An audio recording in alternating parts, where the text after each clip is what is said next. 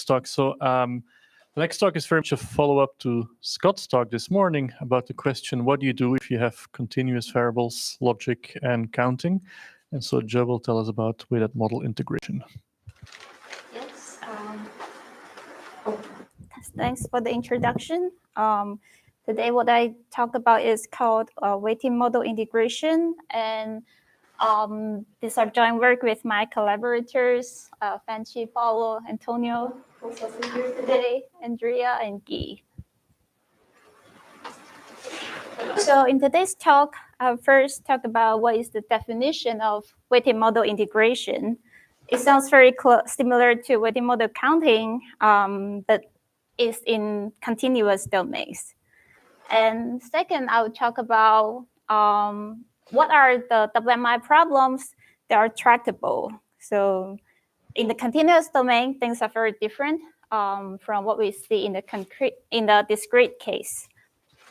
And lastly, I will show how the WMI algorithms can be useful in different applications. And specifically, the one I'm going to talk about today is on Bayesian deep learning to see how things are connected.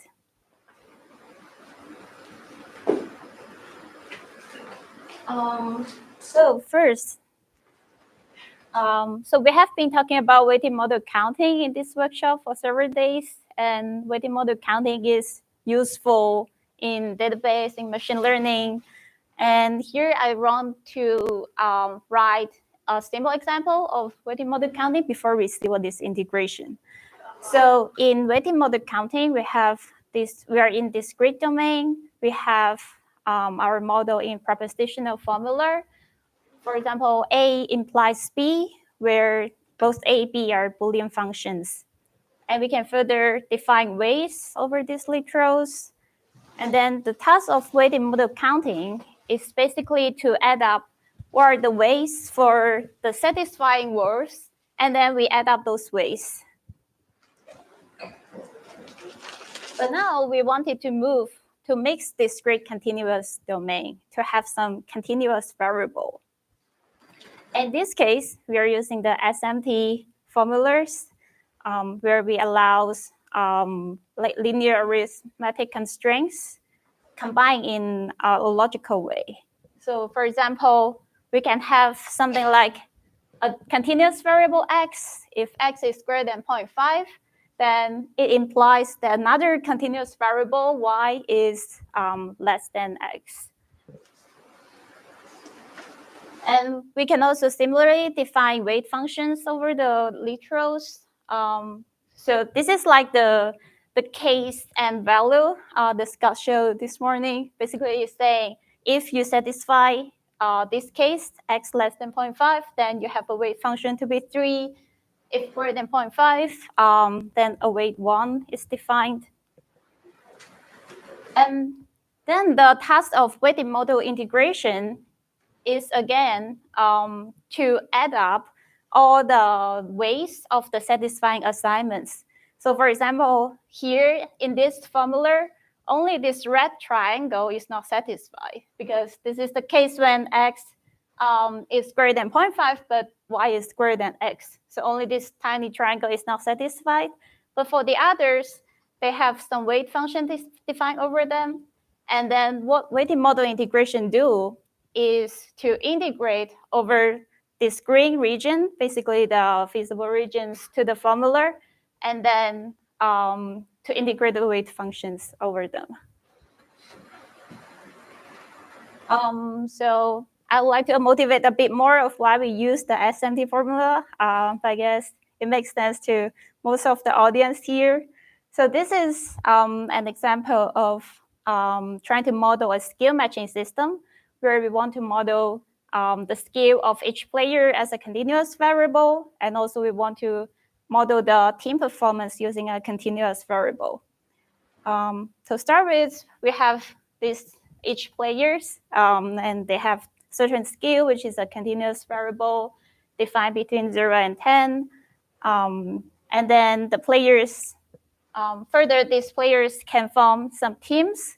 And here, this is a slightly more complex constraints. Basically, it's saying some team performance is bounded by the performance of each player by some number, by 1. And also we can introduce Boolean variables saying that, okay, if a good team can form a squad, and if these people are a squad, then the team performance will be boosted. So this is like one example of how we use SMT formula as a model language. And with all this, we can combine these constraints to form a large CNF formula, and that would be our model.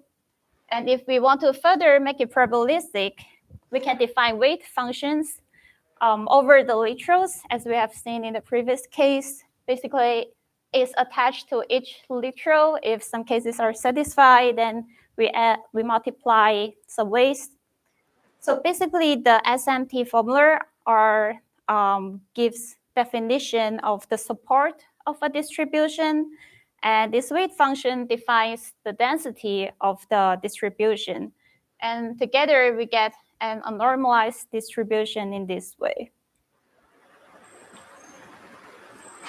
And so this is a more formal definition of what weighted model integration do. Basically, it integrates over the density of here. It basically integrates the density of all the feasible regions, and then the task of WMI is to compute what is the partition function of the unnormalized distribution defined by this formula and the weight function. And now with the definition of WMI, now we think, can we use it as a tool to do probabilistic inference as what we do to the weighted model counting, to use it as a very useful tool. So here I would like to show you one example of how we do inference with WMI. So for example, here, if we want to ask for the model we have seen previously, what is the probability of team 1 outperforming team 2 if team 1 is a squad and team 2 is not? Basically, what we can do is we take this query and we write down our condition that team 1 is a squad while team 2 is not. And also we write down our queries also in SMT formula saying that team performance of team 1 is greater than team 2.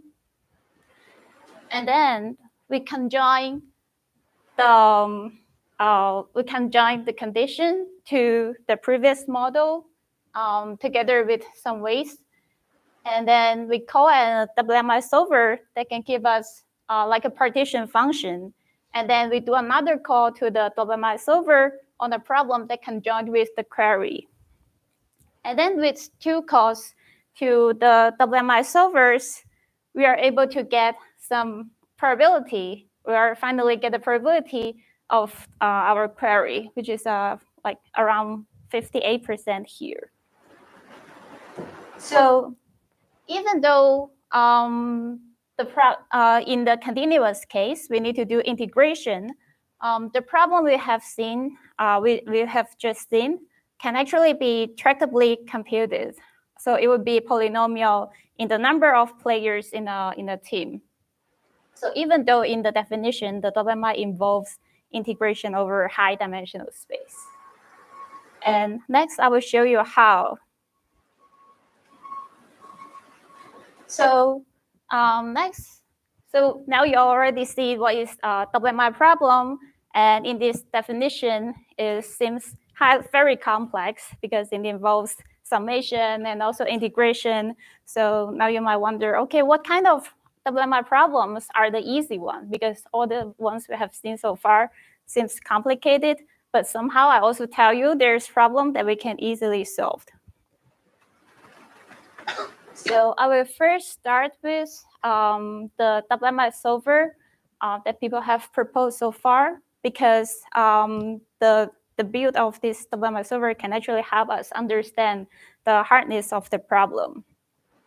So the solvers we have so far, including predicate abstraction-based, proposed by Paulo, and also compilation-based using the SADD we have seen this morning, and also there's search-based using the Endor graph by Rina, and also lastly we have some message passing based, and we are still actively working on building new WMI solvers, and most of these efforts converge to the PyWMI library. And first, I would like to show you what are these WMI solvers and what intuition they use to efficiently solve the problem. So given an WMI problem with the formula, we can still introduce the primal graph for formula by defining the nodes to be the variables. And if two variables shows up in the same clause, we use an edge to connect them, very similar to what we do in the discrete case. And then if you see such a primal graph, then you would think, okay, then we can use context-specific independence. Because here, if we condition on variable x, then it seems all the other variables are independent in this case. So that's how we do. So instead of doing one integration problem over n dimension, so this is like the WMI problem, a simplified one that only involves weight function over x and weight function over x and also the yi variables that is connected to. So what we do is we decompose the problem, like we switch the product and also the integration. So basically what we do here is saying, okay, given the variable x, we see it as a symbolic, just a symbol, and then we do symbolic integration, conditioning on the x, and then after we condition on x, this integration can actually be decomposed as the product of an tiny integration problem, and this tiny integration problem would be over just one dimension, yi. So basically, a one-line summary of what we are doing here is we turn a n+1 dimension integration problem into n+1 number of one-dimension integration problems. And with this intuition, we are able to build a search-based solvers when it's applied to the star graph we have just seen. This is the runtime. So basically, this is saying previously the problem with exponential complexity cannot be solved in almost constant time. Basically, this is linear time in the number of variables.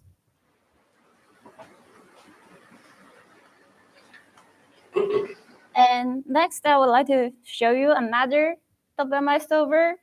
So it's like now we see we can actually use the graph structure to derive some efficient algorithms. Then can we do what we do in the discrete case to derive some message passing based algorithms? And here's what we do. It's again with the primal graph. We turned it into a factor graph by defining the factors to be like a subset of clauses that involves these two variables only. Basically, we break them into subformulas. And we also have, to run this algorithm, we have to run like some upward pass from the leaf nodes to the root nodes, and a downward pass, the pass message from the root node to the leaf nodes. And then it involves exchanging message from the variable node to the factors, which looks like the product here. So this is basically a product gate. And then it also involves sending message from factor nodes to the variable nodes. And this is just like a add gate, like summation gate. And these are boring because so far we don't see so what this message exactly look like? Because now in our mind, we know, like in discrete case, they're easy. Like this message are basically just conditional probability on true or false. So they're discrete. But what do they look like in the continuous case? And this is what we get when we run the message passing for the WMI problems. So we also see this piecewise function this morning. And it turns out also this message are piecewise polynomial functions, if our weights are polynomial. So, and this is strikingly different from message passing algorithms for the classical PGMs, because we can see even in one dimension, it can be cut into like many pieces. And this is what creates an extra complexity to the inference problem. And here we also derive the complexity of the algorithm. The n is the number of variables. This c basically how many number of electrons in a clause. You can see as a constant, and is exponential in the graph diameter. So it is basically telling us if we want to use these solvers to solve or to tractably solve a problem, then these WMI problems has to have bounded diameters. So this morning, Scott is saying, one reviewer asked, can we bound the inference complexity using treewidth? So here is a similar conclusion where we basically bound the complexity using the graph diameter. So a brief summarize of the WMI algorithm we have just seen is that it is able to solve WMI problems with treewidth 1, basically is a tree, and also log diameter, basically bounded, some balanced tree, bounded diameter. So for this problem, we can solve tractably. So we're thinking, then, okay, then what are the other tractable WMI problem class? Because this class seems very restricted. And only our solver cannot solve it. It doesn't mean there's no other solver that can solve the other problems. So we want to look at what are the other tractable WMI problems. And to do so,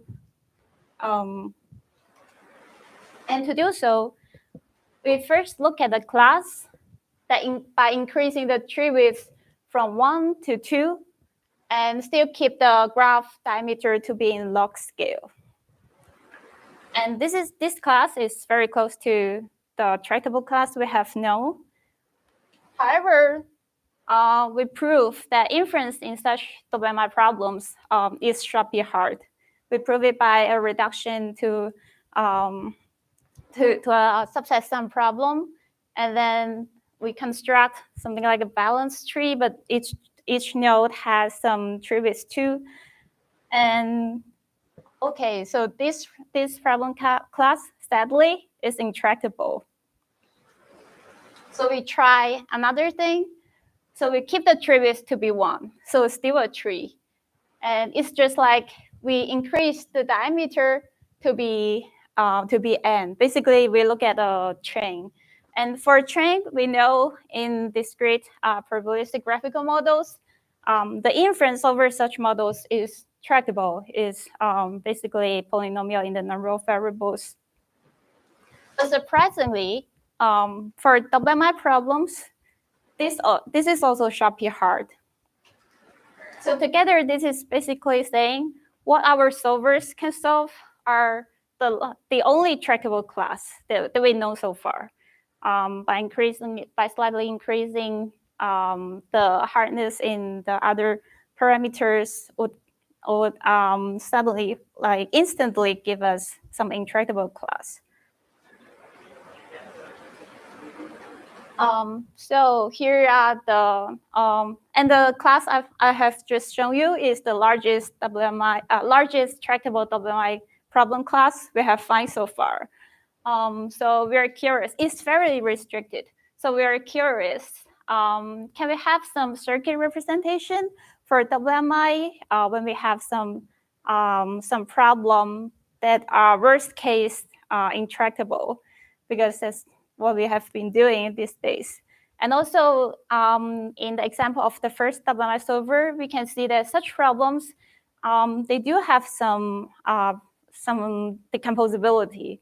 And so we wonder if we can also derive a circuit representation with some certain structures like decomposable, deterministic smoothness. Then can we have guarantee that a WMI problem represented in this way can be tractably solved? So these are the open question. And also another open question is how can we approximate the WMI problems? So for WMI problems defined over DNF, they're FPRS, but for defined over CNF, they're not. So it's still an actively research topic on how can we derive some efficient approximate algorithms. And now it goes to what are the applications of the WMI? So because for WMC, okay, it's useful in so many applications, and now we have an even expressive solvers. Then what can we do with it? So I would like to show you one of our recent work on using the WMI solvers to build a collapse inference algorithm for Bayesian deep learning. So first, I would like to give some motivation on what is Bayesian deep learning. So for the neural networks, they're notorious for giving bad uncertainty estimation. So for example, this figure shows the confidence given by the neural network, and this dots basically shows the data, and we can see for the points that are far from the data, they still predicted with very high confidence. It means they are really bad at estimating the uncertainty. And also, this basically shows loss surveys when we train a neural network. And we can see this is very complex. And it can be risky to do your prediction using just one set of ways from the training process. And instead, what you might want to do is to base your prediction on several different ways. It's like you have more models together to make the decision for you. And that's why people propose the Bayesian deep learning for robust and reliable predictions. And one way to do Bayesian deep learning is the so-called Bayesian model average. And so its key idea is that instead of making prediction using a single model, so the Bayesian model average propose to average over predictions given by different ways. So it's like for each of the prediction is weighted by some weight posterior, and together they make they give the final predictive distribution. And more formally, we have the predictive posterior shown as the integration here, and then the final prediction will be an expectation over the predictive posterior. However, to compute the two integration we seen here, it's very hard. It's very challenging. The main reason is because these deep neural networks, they are too big. And therefore, it can be costly to maintain too many samples. And also, it can be low sample efficiency given the complex integrand. And I'm mainly talking about sampling here is because, as Robert mentioned this morning, so when it goes to inference over the neural network, people either do sampling or variational inference. Where variational inference, they put some very strong like mean field assumptions over there. And for doing sampling, it's also not a good idea because of the two reasons we mentioned here. And specifically here, when I mentioned it has very complex integrand, you might wonder how complex it is. And I'd like to show using the simplest case possible, like what is this integration problem looks like when it goes to neural networks. So here we will, our goal is to compute the expected prediction, where the posterior is just a uniform distribution. And the neural network, the predictive distribution is a Gaussian, a convention used by the Bayesian deep learning community. And also the neural network is just a single ReLU. And here is the integral survey of this expected prediction. So here we have only 2 dimensions, so we only have one weight in the neural network, and the prediction is a 1 dimension. And to compute this expected prediction, it means we need to integrate over this highly non-convex multimodal, and there's no closed form. This is this surface. So now going back to the Bayesian model average, we might wonder, okay, then sampling is not a good idea for such an integral surface. And is there a better way to estimate the integral than sampling? The answer is yes, and it's what we use the WMI solvers for.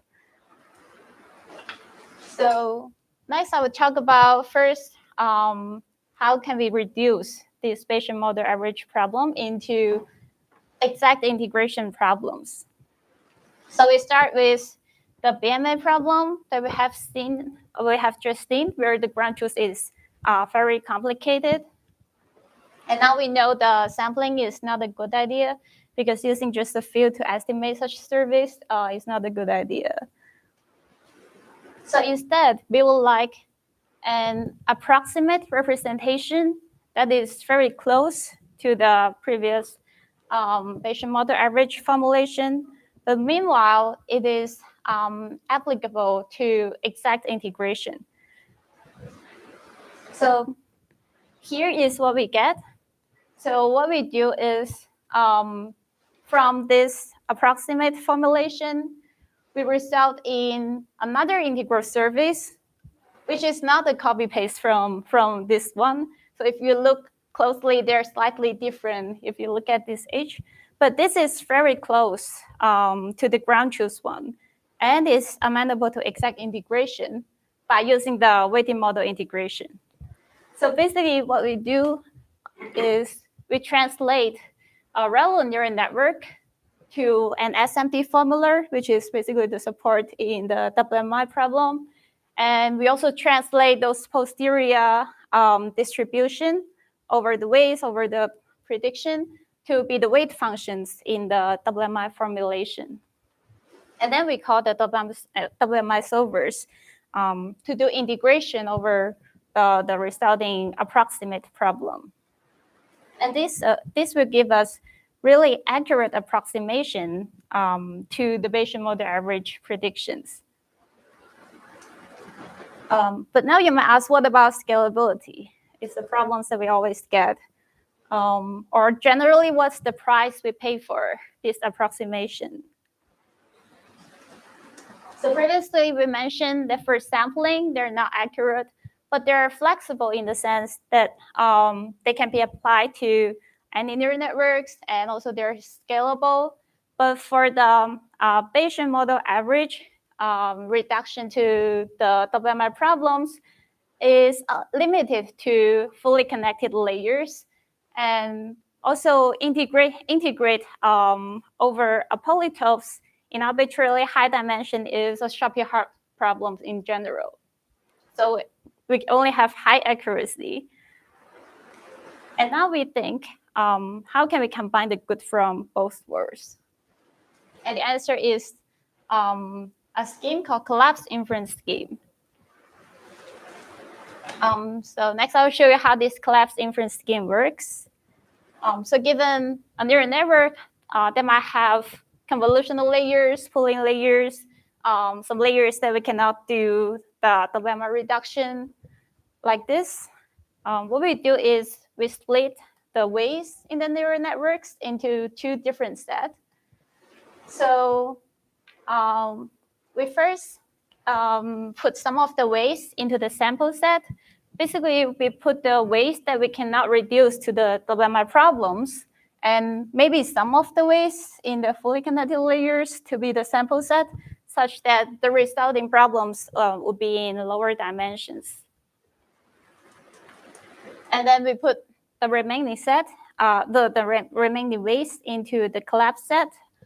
And there we maintain a closed form representation over its conditional distribution, where since we have put most of the weights in the sample set, we have control over like how large, what is the dimension of my conditional distribution. And then when I call a WMI solver on the integration problems over such distribution, I can know like what is the estimated runtime or what is the estimated complexity. And so finally, the way we do our final prediction is to aggregate over the samples we get from the sample weight. And then for each of the sub-problems, we call the WMI solvers. And then we take the average as the prediction. And in this way, we're able to get accuracy because we do exact integration over a sub-problem. And also, this algorithm is flexible and scalable because we have the sampling part. This is like some like route localization trick, right? Yeah, exactly. That's exactly like what we have in the probabilistic graphical model. Yeah, like to have sample some of them, and then for each sample we attach to them a closed form conditional distribution. Exactly. Yeah. So the only thing I didn't get here is what's WS versus WC? Like what if I look at the net, I'm trying to figure out what's what partition in WS and what partition in the WC. Oh. So the way is up to your choice, like to choose what weights we put. So what we do is we put the weights in those complex layers that cannot be reduced to SMT formulas to the sample set. Gotcha. Nice. Yeah, because for those because for fully connected layers with ReLU activation, you can easily translate them to SMT by saying, okay, if the input is greater than something, basically put the case as if the input is greater than 0, then we have the output. Yes, like that. In that case, we are easily translated them to SMT. It's brilliant because my question is going to be like, yeah, okay, ReLU nets I love because they reduce piecewise linear functions. I love that. What do you do with the rest of deep learning? And that's the answer. And I like it. Okay. Thanks. Yeah, and then we try this algorithm on the image classification task where we have like really large neural network model there. We're using the ResNet. And then it shows, we call our approach to be stable. And so in these experimental results, what we can see is we outperform other sampling-based problems in terms of negative log likelihood, accuracy, this ECE is expected calibration error. Basically, it's comparing what are the difference between if your neural network predicts with 80% confidence, are those it predicted really have 80% accuracy. Basically, comparing the difference.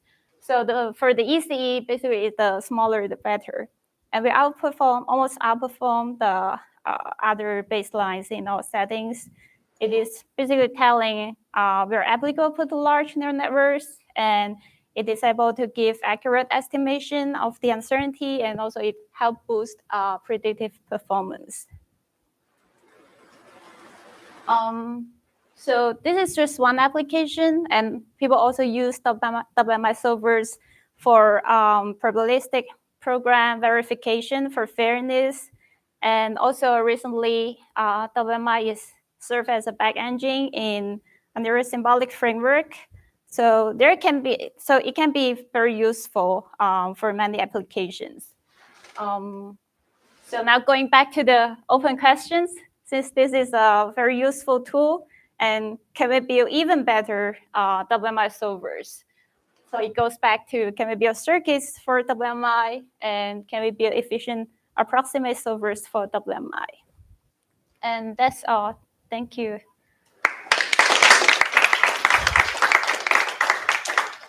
All right. Do we have questions? Don't make me ask questions because I know this works. Okay, so I really like the diameter bound, and I'm just trying to figure out, are there any assumptions? So you handle arbitrary linear, you handle LRA, right, for the SMT part. So arbitrary linear inequalities. Right, exactly. And arbitrary polynomial densities. Right, polynomial. And you're getting a diameter bound in that case. I mean, clearly worst case is like, I don't know. I guess my feeling with the XADs is I'm definitely solving problems that were hard for me to bound, right? And so your real world complexity must be much less than that worst case, right? But the fact that so I'm just trying to see if you have solved my treewidth problem, right? And you've given a diameter bound for the same case I was talking about this morning. I see. I think this is like it can improve. It might be used as a solution to improve the XADD, because XADD provides a compact representation of what are those integration problems. So we might get, maybe go back to the beginning slides. Yeah, so I think you give me a bound that I can actually provide for a graphical model, which I wasn't able to do, which is brilliant. And then, in practice, I feel like you can do much better than the bound, right? In practice, you can do much better than that bound. In practice, yes. Yeah. So when we try to run it, even on the train graph where we show it can have like exponential runtime, and we're still able to scale up to many variables. Yeah, it's a loose bound, but yeah. And what I'm trying to say is, for the XADD is basically telling us, okay, what are those n+1 dimension integration problems? It's like it gives a representation, and I think with this decomposability in these integration problems, we can further solve the integration problems like represented by the XADD, like in similar way, basically to further speed up the integration in the XADD. So. Okay. Good. Thanks. Yeah.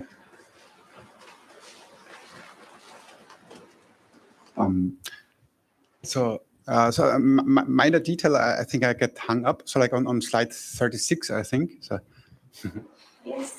So overconfidence of Bayesian neural networks with here. Back, so like this figure. This. Yeah. So the left figure. So you said essentially there's something wrong with this left figure. Oh yes. Right? What's wrong with the figure? So like blue means confident, white means not confident, right? Yeah. It's a two-class problem, and essentially like down there I predict yellow, up there I predict red, and I'm very confident. So like what's wrong here? Oh, I see. Yeah, I can try to explain this in details. So for every pixel in this image, the neural network predicts, make a prediction, which we didn't show here, but just show its confidence. Yeah, so it's very confident here that it's a red point. Yeah, like very confidence in, so for it's only not that confidence when it's trying to make prediction near the decision boundary. Yeah, it's like down there it's yellow, up there it's red with very high confidence. Yeah, so for all these parts. Why is this wrong? Because like these are the data.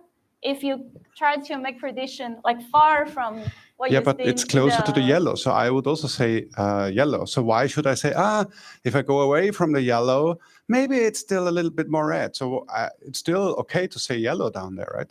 It's okay to, definitely it's okay to predict yellow. So in terms of prediction, it should predict yellow for everything on this But side. why should I down there become more confident that maybe it's still red? So why? Are you saying why it has high confidence here? Yeah, why should it say, oh, now I'm maybe more confident maybe it's still red. So like it's still closer to the yellow point, right? Here it should say, okay, it might be yellow, but it might be something else, because this is like a but if, place I mean, it's an outlier down there, right? So like it's far from data. If you're forced to predict something, what would you say? Yeah, if it's a perfect model, it will tell you, okay, these might be outliers, as you say. Like but that's a different distribution, right? That's the P of X. We look here at P of Y given X, right? Right. So like, so if I force you down there, the outlier, which is still closer to the yellow points, I would say, well, if you force me to decide, I say yellow, 100%. And that's fine. So like, I don't see in principle why we should get like more uncertain about the class when we go away from the data, but we're still closer to the yellow point. So now I ask you. Tickets to bet, right? Would you bet all of your tickets that they are yellow? Or well, the point is. Now I give you a question. So if we have one model that tells you, okay, here I'm 100% is yellow, but now I have another model that is able to tell you this thing is far from what I learned, and so like exactly tell you the message that is far from what I learned, and I'm not sure. But that's in the P of X, not in the P of Y given X, in my opinion. P of X should dedicate whether it's an outlier. So we should go to a whiteboard. We four go to a whiteboard. This is, I don't know whether this is directed towards Robert or towards this, maybe both. So maybe one thing to add, because I also created pictures that look like this, and I'm partially with Robert that there's not, like, it's not wrong, and it's also in part, I think, not wrong because this is literally what you encode in your model. So like, if you look at ReLU networks, you literally encode you want interpolation behavior. And so in that case, in that sense, it's not wrong what you get there. So you're saying the model is performed this way by design? What I'm trying to say is that this interpolation behavior that you don't want, let's say like this, this is actually something that is like an inductive bias of your model also. Ah, I see. Yeah, I think for ReLU networks. I see. Yeah, like given a neural network performing this way is not as bad. Like this is what it can do at most. I think this is why we propose this Bayesian deep learning. Basically, it's trying to come up with another model, even though this is more like ensemble of neural networks. Still, they want another model that is able to perform differently. Yeah. So let me just add, so besides ReLU and whatnot, I think this is a good uncertainty. I like it, and I think it's correct. And I invite... But you're one model, and I disagree with you. I would want another model. Why not just weight us all? And that's what she's doing. I mean, I disagree with you. I have a different model in my mind, and why not just weight us, give each of us a weight, which is what she's doing. And the pudding, if the benchmark, if the numbers on the benchmarks improve, it means the model wasn't calibrated if you take point estimates. So there you have it. Right? Yeah, but I think my point is like if you do a really nice approximate inference on this, it's still gonna extrapolate. It's not gonna extrapolate like this, but it's still gonna do that because that's literally in the model. But should it be 99.99999% certain, or should you have some epistemic uncertainty there? I think you should. Yes, I think that I agree with. So, if toy example, here is a Gaussian bump of cats. Here's a Gaussian bump of dogs. And now I take a sample over here. And I tell you, this is the true distribution where the data comes from. If I'm forcing you to make a prediction here, in the very rare event that I actually observe an animal over here, which is totally an outlier, you should be 99.99% sure that it's a cat. Yes. Well, he might. Yes. So he might be very close to. He might be closer to one area than the other, but it doesn't have 100% certain that he's a dog, right? I mean. No, but so here are the cats, here are the dogs, and Antonio is the outlier. He is a cat, 99.999. So something different than we take them to mean confidence. Sorry? Yeah. I'm talking about if this is the true data generating distribution, it makes perfect inference, right? So yeah. Where the data actually comes from. Sorry? You're confusing your model with where the No, but I make a point about if this was a true distribution, this Yeah, okay. If sorry. this was the ground Whiteboard. truth, if the learning model was the ground truth, then sure, I could be 100% confident everywhere that you're on the side of the decision boundary. So why do you even have numbers besides one? Whiteboard. So Robert volunteers to lead a discussion after the break Yeah, on now we have the epistemic versus discussion aleatoric topic. uncertainty. Any questions for Je's work? Very simple question. Why cannot you translate also convolution in an SMT formula, convolution with a ReLU afterwards? Because ideally you can unroll the convolution, duplicate the parameters, and still come up with a feed-forward neural net. Is it the problem that the formula is too big? The problem is I never try. So I just try Fair the enough. last layer and it's, oh, okay, it's good enough. That's fair enough. but Bayesian yeah. people try with the last layer all the times. I Many of these already did benchmarks. So them. that's okay. But that's the future work. Like the question, like what other layers that can be encoded as SMT formulas? Yeah, and also what other problems can be encoded? It's kind of nitpicking questions. So in your slide about weighted model search, and a few slides late, Maybe yeah, it's one. So, I mean, I don't know if you oversimplify stuff, but this is like you're just doing variable elimination, right? Yes, exactly. But then- Variable elimination in a continuous world. Right. Yeah. But then why are you calling search and not just variable elimination? Oh, because we, given such graph, the way we compute this integration is we do some and/or search. So where is the search? I didn't show it here. Okay. So basically what and/or search is saying, okay, I condition on one variable and it can have different instantiation. And then after we condition it to a certain value, then we ended up with a subproblem. They're easier to integrate. But this is Right. basically just enumeration. Okay. I just create the computational graph, like a computational graph to enumerate. Okay. So another question was when you show the derivation